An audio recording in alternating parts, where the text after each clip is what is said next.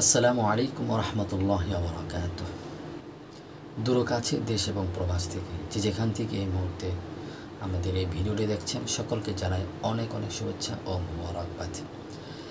আজকে আমাদের জীবন ঘনিষ্ঠ একটি বিষয় নিয়ে আপনাদের সামনে কথা বলতে যাচ্ছি, সেটা হচ্ছে মসজিদ কেন্দ্রিক টয়লেটের ক্ষেত্রে, যেটাকে পাবলিক টয়লেটও বলা যেতে পারে।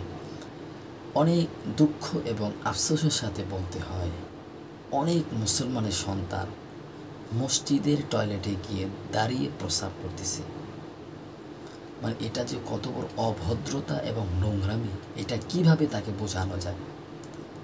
মসজিদের টয়লেটে গিয়ে পাবলিক প্লেসে সবার সামনে দাঁড়িয়ে প্রস্রাব করতেছে এবং সেখানে লেখাও আছে দাঁড়িয়ে প্রস্রাব করা নিষেধ।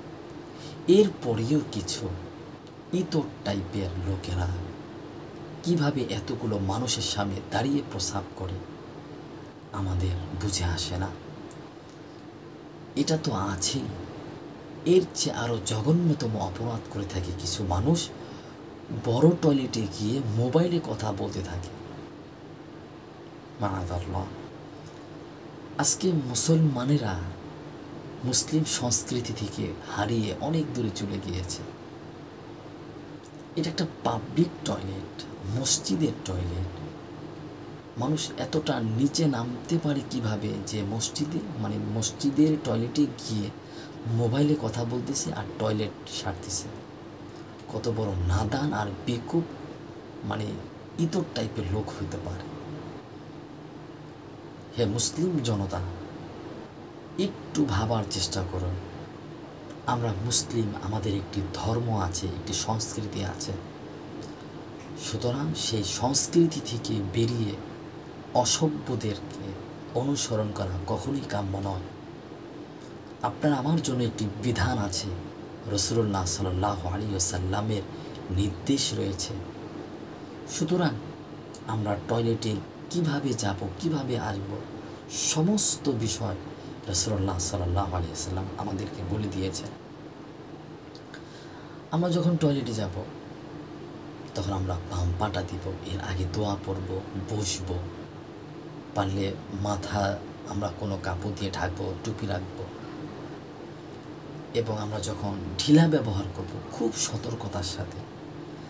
আমাদের মসজিদ কেন্দ্রিক যে টয়লেটগুলোতে আমরা যারা ঢিলা ব্যবহার করে থাকি সবার সামনে, হাঁটা চলা করতে থাকি, কোনো সময় এরকম হয় যে ঢিলা ধরতে ধরতে লুঙ্গিটা আমাদের হাঁটুর উপরে এসে যায়, অর্থাৎ একটা সুন্নতের কাজ করতে গিয়ে ফরজের বিধান তরক হয়ে যাচ্ছে, মুসলমানের খবর নাই।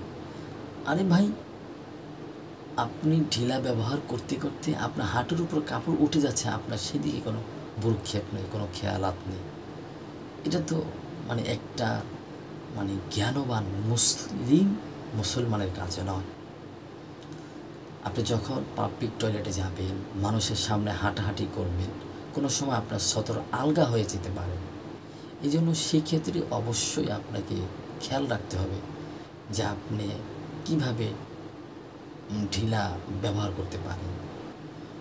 একজন মুসলমান কখনোই অসুন্দরভাবে টয়লেট করতে পারে না, মানুষের সামনে নিজেকে এরকম চরমপন্থী হিসাবে উপস্থাপন করতে পারে না। বন্ধুগণ, আপনি টয়লেটে যাবেন, এই ক্ষেত্রে রাসূলের নির্দেশ আছে। আপনি বাম পা দিন, দোয়া পড়ুন এবং বসুন, এবং ঢিলা ব্যবহার করে পানি খরচ করুন এবং বের হন এবং দোয়া পড়ুন। সমস্ত বিষয়াদি রাসূলুল্লাহ সাল্লাল্লাহু আলাইহি ওয়াসাল্লাম আমাদেরকে বলে দিয়েছেন। এরপরেও কেন আমরা এরকম অসভ্যতায় মেতে যাই?